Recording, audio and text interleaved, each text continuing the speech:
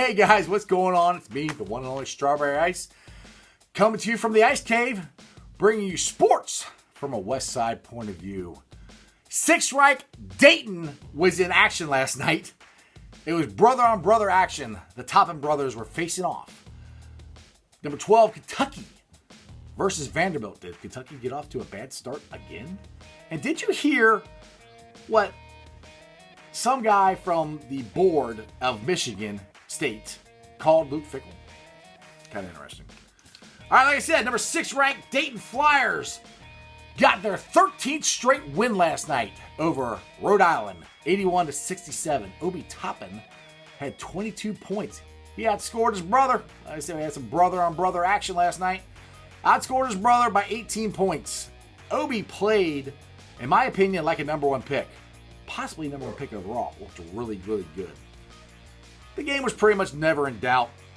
The Flyers led at one point by 25 points in the second half. Now, get this. Dayton is 22-2. They are 11-0 in the A10. That's unbelievable. Now, I am not by any means a Dayton basketball historian, so I have no idea. You can let me know. But I think this is the highest that Dayton has ever been ranked in their history. Either way, number 6 in the country, 22-2, is pretty daggone good. Their next game is Saturday, 12:30 at UMass. Now, I'm wondering how all this is going to lead into the NCAA tournament, because I'm not sure how tough a schedule Dayton played. Now, don't get me wrong, Dayton fans. I'm not trying to run down the A10. People run down the American all the time for the Bearcats. So I'm just giving hypotheticals. Because when you go against teams who are used to being in the national spotlight, like teams from the Big Ten, ACC, SEC, stuff like that, and you get to the NCAA tournament and it's just pressure and hoopla, how are they going to handle that? Now, what's going to help is they're going to be a pretty highly ranked team. So they should at least make it to the second weekend pretty easily, I hope. So it's just going to be interesting to watch them and see how they handle this. But anyway, Dayton Flyer fans, enjoy the ride, because you never know how long it's going to last. It's a lot of fun when your team starts playing this good. Just trust me, I know, 1992 Final Four Bearcats, whoo, that was a blast. I'd like to see that again. Anyway, Kentucky fans, gotta give you some love. I did actually watch Kentucky last night. No, I didn't watch the whole game because it was on the same time as the Dayton Flyers. So I was flipping back and forth watching both of them. But funny thing is, the last game I watched for Kentucky was against Vanderbilt, and Kentucky did the same thing. Got off to a very slow start. Vanderbilt took off like a cannon. They hit 8 3-pointers in the first half. By halftime, they were leading 36-27.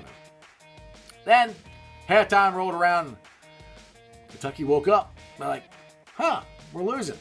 Maybe we'll start playing now. At least that's the way it seemed. They ended up basically winning in a runaway, 78-64. Now I watched Ashton Higgins and Nick Richards play, and Kentucky fans. Those two players are key players, in my opinion, that you're going to need down the stretch. And not everybody in college basketball has this. You need that tough, fast, quick, intense guard like Higgins is. And you need that big man down low like Richards. And they're both most likely lottery picks in the NBA draft this coming summer. Those two can get you pretty far in the tournament. Guard play is huge in the NCAA tournament. Now, I've said this before on past shows.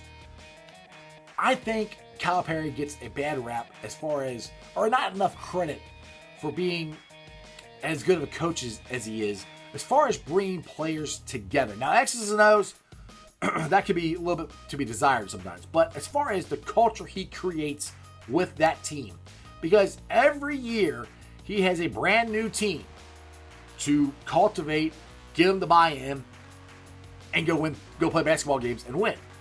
Now you say, well, everybody does that. Not like Kentucky, man. Kentucky, I mean, you might have 2 or 3 guys left over from the year before, and everybody else is new. I understand that more now this year as a Bearcat fan because of all the new guys that we've had come into the Bearcats team this year. plus a new coach with a new system. So that's why our season's been like up and down. Because it's hard to get everybody to buy in and convey your message across as to what you want them to do and what they need to do to be a cohesive unit and to play to the best of their ability as a team for that year. Calipari does that every year for 10, 11 years that he's been at Kentucky. Every year he does that, and every year he gets them to buy in. Now, no, he's only won one national championship. Like I said, man, NCAA tournament, man, you can get beat. I mean, if I had a 16 seed beat a 1 2 years ago, so I mean, anything can happen. It just depends on which way the ball bounces. If you're not shooting that good, whatever. I mean, so Kentucky fans are like, oh, we've only won one national championship. Okay, we won 2, and that was in our entire history of University of Cincinnati, and that was back in the 60s before I was even born. So you won 1 the last 10 years, and you're crying about it? Stop it, please. Just stop. Give them a break. Anyway. All right, I'm going to go on a little 2-cent rant here about a former Bearcat football player who I think should be, I'm kind of surprised he's not, in the Bearcat Ring of Honor. That's Antoine Peak. Now, if you're a Bearcat fan, you remember Antoine Peak. He is the school's leading sacks getter of all time, with 27.5 career sacks and 200 career tackles. Now, the other reason that he should be in the Ring of Honor is he is part of that group that helped UC get to the point to where they are expected to go to a bowl game every year. Those guys on that team are the reason that is happening, is the reason now, 15, 20 years later, we have Luke Fickell. We kept Luke Fickell. We got the 40th ranked recruiting class in the country. It started with these guys.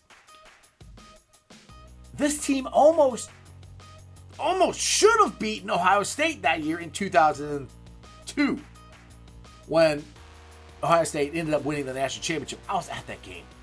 If Ollinger just catches the ball, we win. We had it. Anyway, as much as those guys meant to that program as to where it was and to where it is now, and just how good of a career he has, and I know there's other records he has that haven't been broken yet. So, you see, if you guys are out there and listening to my show, which of course you are, everybody's watching me, put Antoine Peak in the Ring of Honor. He deserves it. All right, Thursday night. I'm going to talk about this more tomorrow, so I'm going to do just a little hit about it. But Thursday night, I know I keep saying big game, but it is. So we lost Saturday. Bearcats versus Memphis, 7 o'clock ESPN. In my opinion, from now till the end of the season, we really can only lose one game. If we do that, we'll be 21-9, which is not bad. That's good. That should be good enough to get us in. And the thing you still have to keep in mind is we are in the race to win these conference season championship. If we win that, it's an automatic bid. So we got to show up Thursday, and we got to show up Sunday against East Carolina. Anyway, I don't want to talk too much about it because I'm going to talk about it tomorrow. I'm going to run out of stuff to talk about tomorrow. Now, I said this at the beginning of the show. It was on a Michigan radio station, probably Monday. I posted it on the Facebook page, Sports with Strawberry Ice. You can check it out. Just got to scroll down my timeline. I think I posted it yesterday. One of the radio show hosts was ripping on Michigan State, one of the Michigan State board of directors. He went on their morning show and was interviewed, and they basically asked him what happened. Why did Luke Fickell turn us down? And he said a whole bunch of, politically correct stuff. And then he called Luke a waffler. Like, how's he a waffler? I'm like, basically, Michigan State expected to fly down in their jet, show up, go, hey, Luke, yeah, you, come with us. And Luke go, all right, UC's not that good. I'm going to go to Michigan State. That didn't happen. I'm sorry. He did consider it, but he didn't go. So it wasn't as easily a thing to just pick up Luke like you thought it was going to be. So how you call him a waffler, I don't get. Speaking of wafflers, Coach Tucker, formerly of the University of Colorado, has decided to take the Michigan State job now. Which is funny because over the weekend he tweeted out, "I'm just committed to the University of Colorado. I'm going to stay here and build my program." And then Michigan State came back with a boatload of money and he changed his mind. That is called waffling. What Luke did is called thinking, deciding what does he want to do, what's best for him, what's best for his family. Because his decision does not only affect him, it affects his family, it affects his kids, it affects the University of Cincinnati. It affects all the recruits he just worked his butt off to get to come here. That's not a waffler.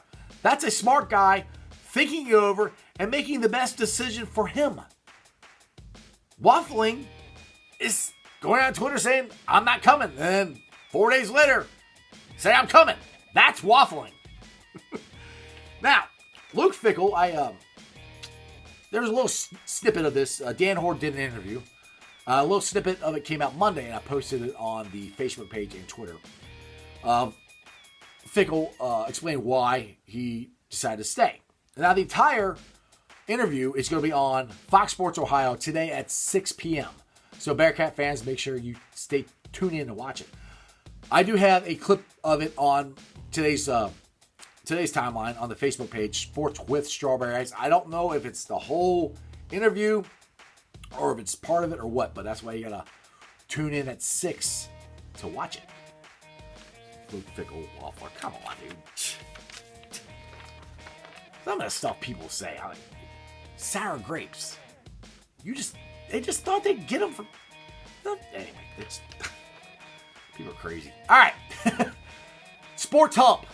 It's Hump Day. It's Wednesday, and I always ask every Wednesday, "What's your sports hump?" Meaning, what is helping you get over that hump and slide into your sports weekend? Mine's a slam dunk contest. Now you're like, "Strawberry, really? A slam dunk contest?" Dude, when I was a kid, that was a bomb. 1988, Michael Jeffrey Jordan versus Dominique Wilkins, the human highlight reel. Greatest dunk contest ever. Ever. Now, am I saying Saturday night is going to be like that? No, probably not. Because there's no stars in it. I mean, it's not as good. It's not as good as it used to. It's fun for me because it brings up childhood memories and stuff. Now, what I'm hoping will happen is LeBron has hinted at this. LeBron has never been in the slam dunk contest. I don't know why, but he hasn't. I'm kind of hoping he'll decide to do it this weekend as a tribute to his friend Kobe Bryant. Kobe was in it. He just did this epic dunk that they took a picture of, and everybody's plastered it all over the internet. That is his quote-unquote tribute to Kobe. A bigger tribute to him. Go in a slam dunk contest. Go win the thing. I don't know why he hasn't done it yet. But here are the participants that'll be in it. From Orlando, you have Aaron Gordon. From Miami, Derek Jones Jr. And from Milwaukee, I'm sorry, dude, I'm not even trying to pronounce your last name, so I just wrote Pat Blank. I don't know how to say your last name. It's really weird. I mean, my last name is Trenopole, but I was born with that, so I can say that. Yours, I couldn't say. So, hey, Pat, good luck. You're from Milwaukee. Now, Dwight Howard's going to be in it. He's playing for the LA Lakers. I think it's going to be kind of cool to watch him because when he was in it when he was younger, he did it and he was very entertaining doing it. He made it a show, you know. He acted like Superman. He put the Superman cape on, did the Clark Kent glasses. I think one time he even came out of a phone booth. So I'm really curious and interested in what is he going to do. Now he's older, so I don't know if he can do the dunks he did before, but we'll find out. It's going to be fun to watch him play and do the dunk contest. That's my sports hump. What's yours? Leave comments down below or tweet it out to me. Okay. I'm going to go on a little 2-cent rant here. Pitchers and catchers report for the Reds on Friday. I think most of them are down there now. And the Houston Astros, their owner has made everybody come I think, to spring training today, because they are going to, Jim Crane, who owns the Astros, is going to have what I call a come to Jesus moment, meaning a meeting of, what are we going to do? Because they're supposedly all going to come out and apologize, which, if you're having a meeting about it, to me is, they're going to get their story straight. So we're all saying the same thing, so it all sounds exactly the same. And if that's what you're doing, which is what I'm pretty sure that's what you're doing, don't bother, man. I mean, you guys, for now until the end of time, you guys will be known as cheaters. Cheaters, cheaters, cheaters. Okay? Now, I was listening to the Jim Day podcast, and he had Joey Votto on there. Go check it out. It's a really cool interview. But Jim Day asked Joey Votto what his thoughts were on the Houston Astros players and what should be done about it, and if he thinks the players should be punished.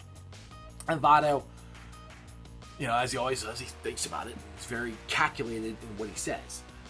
Now, he's got some points. He said it would be very hard to figure out which players did it and which players didn't do it, because they could have been given the information and it either didn't help them or they didn't use it, So it's kind of hard to figure out which ones did and which ones didn't. So he said that's why you probably shouldn't punish the players. And I'm like, okay.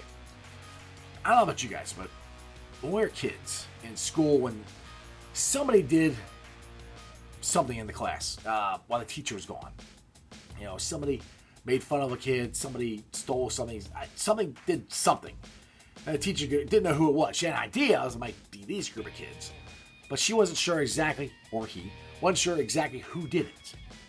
So what the teacher would do is say, all right, if you guys don't come clean and tell me what happened or who did what, I'm punishing everybody. They're all getting punished, the whole class. So that's what you do to them. If you're on the roster in 2017 and you have a World Series ring and you won the World Series with the Astros, you either won, you pull the banner down, you take the World Series away from them, you take their rings away from them, you take their money away from them, you do something to them. The fact that you've done nothing drives me nuts. And I know I did this earlier, trying to compare it to Pete Rose, which the only thing I'm comparing it to is Pete Rose bet on baseball, which he's not supposed to do. You're not supposed to cheat, okay? That destroys the competitive balance of baseball. Pete Rose is banned for life. The players with the Astros, there has been absolutely nothing done to them. So how are you going to ban Pete Rose for a rule that's on every clubhouse, which I agree with it, he should be banned. I'm hoping to let him in someday for the Hall of Fame, but that's a whole other story. And do nothing to the Houston Astros players. I don't get it. The more I think about it, I think Trevor Bauer, your tweet you said about Rob Manfred, yeah, you're pretty much a joke, dude. I don't understand how you can do nothing. I mean, all right, Michigan, the Fab Five. They got in trouble for recruiting violations or whatever. I don't remember anymore. They took their banner down. Yes, we all know they went to the Final Four. But you know what? We all know that banner is gone. We all know it. Okay, we will know the Houston Astros won the World Series in 2017. You pull that banner down, we'll remember that. They pulled the banner down because they cheated. Why is that so hard to do? I don't get it. I really... That's so simple. What is Rob Manfred scared of? Just do it, dude. They cheated. That's what happens. Anyway, all right. That's it for today's show. That's your sports, baby. Make sure you like, subscribe, share, follow me on Facebook, Twitter, Instagram. I don't know what Instagram is, but I'm on Instagram. Twitter handle, you find it by Sports with Strawberry Ice, but the handle is at Jeff A. Trennepohl, TRENNEPOHL. Tweet me out there if you like the show, got thoughts about it. You can also leave comments down below on the YouTube channel. Other than that, tell all your friends about me. See you guys.